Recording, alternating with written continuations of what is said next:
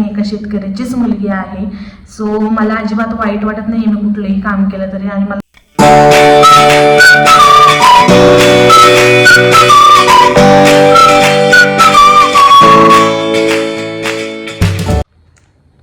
नमस्कार. तर तुम्हा सर्वांचं पुन्हा एकदा स्वागत आहे आपल्या संध्या शिशुपाल या यूट्यूब चॅनलवरती.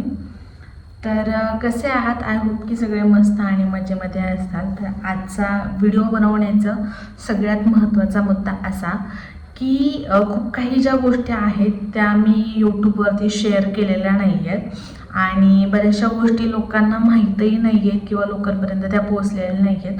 समथिंग्स खूप सारे प्रॉब्लेम्स होते की ज्यामुळे मला त्या शेअर करता आल्या नाहीत किंवा मी काहीतरी विचार करून त्या शेअर केल्या पण नाहीत.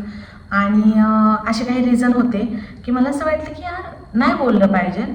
बट आता कुठेतरी वाटतंय की ज्या कमेंट्स आहेत, ज्या काही लोकांचे प्रत्युत्तर आहेत, सो त्यावरनं मला असं वाटतंय की नाही यार आपण त्या बोलणं खूप जास्त गरजेचं आहे.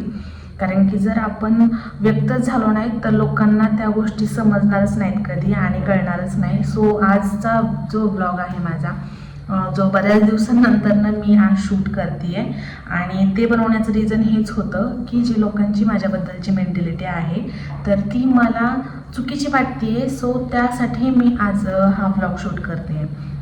तर सगळ्यात महत्त्वाचा विषय म्हणजे असा की लोक माझ्या बाबतीत काय विचार करतात आहे. खरं तर ह्या गोष्टीने काहीच फरक पडत नाही आहे की लोक दुनियादारी ह्या त्या गोष्टी की लोक काय जज करतात आहे तुम्हाला किंवा काय विचार करतात ते. बट मला काही गोष्टींचा फरक पडतो आहे कुठेतरी. पर्सनल लाईफवरती त्या गोष्टी इफेक्ट होतात ते. आणि इफेक्ट होण्याचं सगळ्यात महत्त्वाचं रिझन म्हणजे ज्यावेळेसला जो माणूस आपलं स्ट्रगलिंग लाईफ चालू असते आणि त्याच टायमिंगमध्ये ज्यावेळेस लोकांचे शब्द माणसाला कुठे ना कुठे फरक पडत नाही पण ज्या टोचत असतात मनामध्ये कुठं ना कुठं त्या हालचाली होत असतात. आणि माझ्या बाबतीतली तीच गोष्ट आहे की मी विचार करणं सोडून तर दिलेलं आहे पण कुठेतरी ते शब्द आहेत ते मनात राहतात आणि जरी आपण बोलून नाही दाखवलं तरी त्या गोष्टीचा खूप मानसिक त्रास होतो. तर मला अशा बऱ्याचशा काही कमेंट आल्या किंवा समोरून पण मला लोकांनी विचारलं गेलं की यार तू इतक्या वर्ष एका वेबसिरीजमध्ये काम केलं, एवढा फेम मिळवलास, इतकं नाव कमवलं तिथून, तर तू सोडलंस का? आणि दुसरी गोष्ट जी तू आत्ता वर्किंग करते आहे, मध्यंतरी मी एक 4 ते 5 महिन्यांपूर्वी मी एक जॉब पण करत होते. तर तो जॉब असा होता की मी एका क्लिनिक होतं त्या क्लिनिकला काउंटरला काम करत होते. आणि ते कशासाठी काय लोकांना हे नाही बघितलं. ज्यावेळेसला मी त्या काउंटरला कामाला होते तर तिथं मला ओळखीचेही लोक भेटत होते, जे म्हणजे पेशंट्स असतील तर ते येत होते. तर ते मला ओळखत होते. ते मला म्हणण्यापेक्षा ती सुंदरी ह्या कॅरेक्टरला ओळखत होते. काम करण्याचा हेतू काय होता आणि ते सोडण्याचा हेतू काय ठरला तर या दोन्ही गोष्टी मी आजच्या या ब्लॉगमध्ये सांगणार आहे. काम करायचं यामुळे ठरवलं की जे फर्स्ट टाईम मी जे काम केलं त्यानंतरनं बऱ्याच लोकांचा असा ग्रह झाला की यार मी म्हणजे एकाच चॅनलवरती काम करते कंटिन्यू आणि तो चॅनल सोडून मी कुठेच काम करणार नाही किंवा मी त्याच फक्त शूटपुरती मर्यादित आहे असं लोकांचा गैरसमज झाला. आणि त्यावेळेसला मला काम मिळणं कमी झालं होतं. राहिला विषय दुसरा असा की घरची जबाबदारी, कारण की पप्पांच्या डेथनंतरनं मी मोठी आहे. सो ऑब्वियसली की ती जबाबदारी मला उचलावी लागली.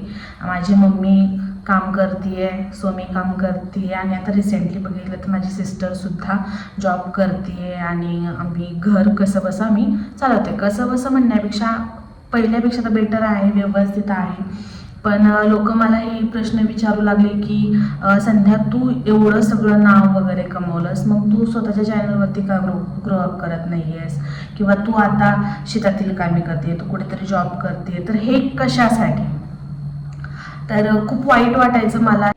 आणि ज्या वेळेसला लोक हा प्रश्न मला विचारत होते तर त्यावेळेसला मला माझ्याकडे कुठलेही उत्तर नसायचं.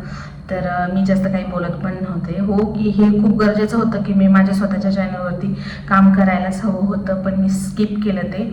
आणि देन त्याच्यानंतर जॉब केला, पण जॉबमध्ये मला समजलं की यार आपलं ते पॅशनच नाही आहे आणि होणार नाही आहे. सो जबाबदारीमुळे मी काही महिने तो जॉब कंटिन्यू केला आणि नंतर तो जॉब सोडायचा डिसिजन घेतला. डिसिजन यामुळेच घेतला की काहीतरी यूट्यूबला आपण स्टार्टअप करूया आणि टीमवर्क पण खूप छान होतं आहे. सध्या ॲडव्हर्टायझिंग वगैरे असतील तर अशा प्रकारच्या मी वर्किंग आता सध्या माझे चालू आहेत.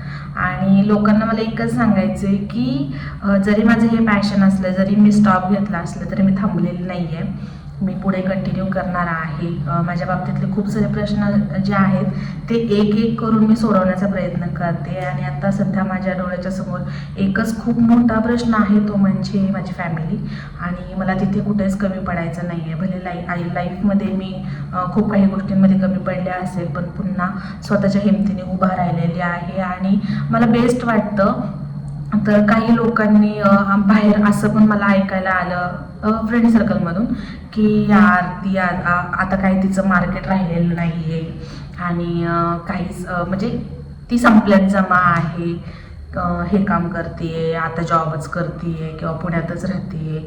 आणि दुसरी गोष्ट म्हणजे फॅमिली घरी जाऊन शेतातच काम करते, संध्याचं आता काय राहिलेलं नाही आहे किंवा संध्याचं आता काय राहिलेलं नाही आहे. ह्या गोष्टी मला फ्रेंड सर्कलमधून माझ्यापर्यंत आल्या. सो त्या लोकांना मला एकच सांगायचं आहे की भाई तुम्ही जे करताय ना त्याच्यापेक्षा मी खरंच 10 पटीने पुढे आहे. का?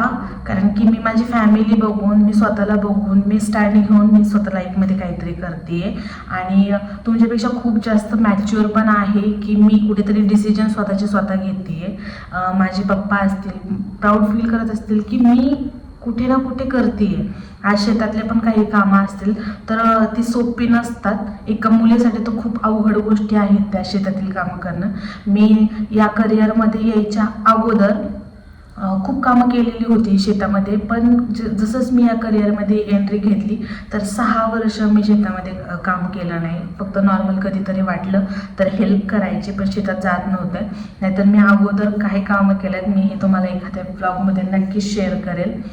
तर जे लोक मला टीका करतायत ना आज, तर त्यांना मी हेच सांगेल की भाई तुम्ही काहीच नव्हतं ना त्यावेळेसला मी हात दिलेला आहे आणि आज तुम्ही माझ्याकडे बोट दाखवता की संध्याचं मार्केट संपले, तर हे पॉसिबलच नाही.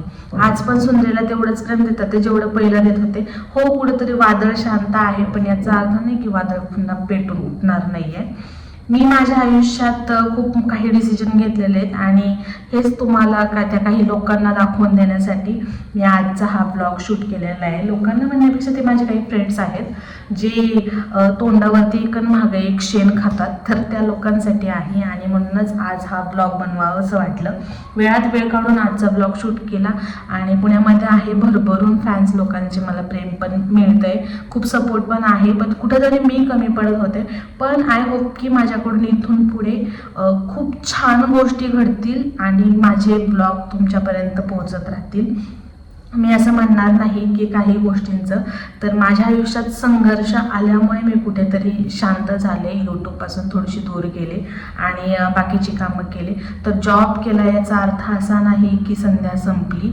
संध्याने जॉबची निवड यासाठी केली कारण की तिच्यासमोर खूप मोठे प्रॉब्लेम्स होते, फॅमिली होती, काहीतरी तिला ते करणं भाग होतं म्हणून केले.